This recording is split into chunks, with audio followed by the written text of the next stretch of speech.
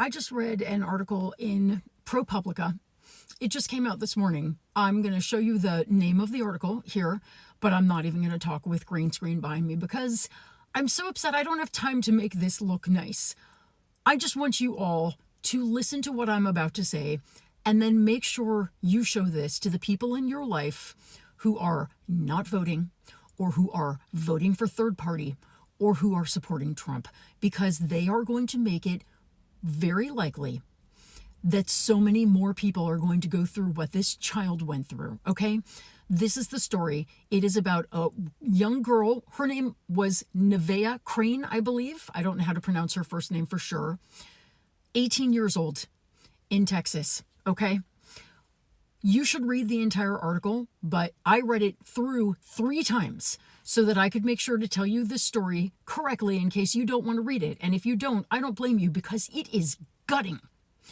Okay, this child, teenager, was a Christian. She and her mother, to whom she was very close, believed that terminating a pregnancy was wrong in all conditions, except for GRAPE and the other thing, and the life of the mother. They opposed it, right? I'm sure the entire family votes a straight Republican ticket. This girl fell in love, graduated high school, got pregnant. They were thrilled. And at 6 months pregnant, on the day of her baby shower, she starts to feel sick. She starts to get a headache. She starts to get sick to her stomach. Finally, she's so unwell that her mother and her boyfriend take her to the emergency room, where they don't look at her pregnancy at all.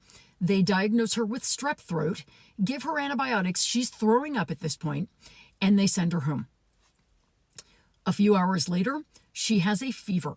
She is desperately unwell. Her mother and her boyfriend take her to a different emergency room, at which they check to see that the baby still has a heartbeat, which it does, and they diagnose her with sepsis. And yet they send her home. At home, she gets sicker and sicker and sicker.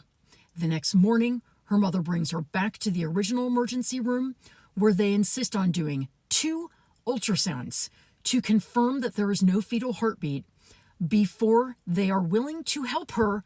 And at that point, they realize it's too late. And this child dies while her mother is looking her in the eye and telling her, "You're going to make it, you're strong." And if I told you the final details of the way she died, you would be sick. I am sick. And you guys, here's what I want to tell you. Here is why women are so fucking angry right now.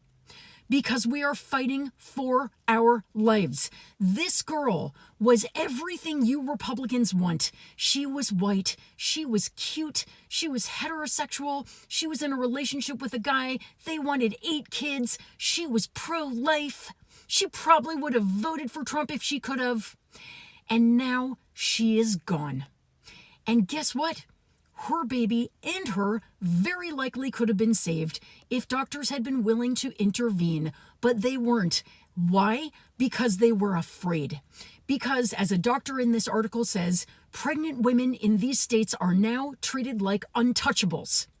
Doctors won't touch them. The doctors were so busy covering their asses legally in this case, and especially because Ken Paxton has bent over backwards, he's the Attorney General in Texas, to make sure that doctors that perform terminations are prosecuted. He has also fought to make sure that in emergency medical situations, women cannot be treated. He has sued to ensure that that is the case. And this girl is gone. If you are planning on staying home, if you are planning on splitting your ticket and voting for some Republicans and some Democrats, if you are planning on voting for Jill fucking Stein, if you are planning on voting for Trump, you are voting for this. You will own every woman and teenager and girl who dies. This is life or death. This girl fell on the wrong side of that equation. How many more of us will have to before you decide to fight with us?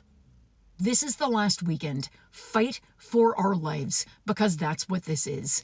Thank you.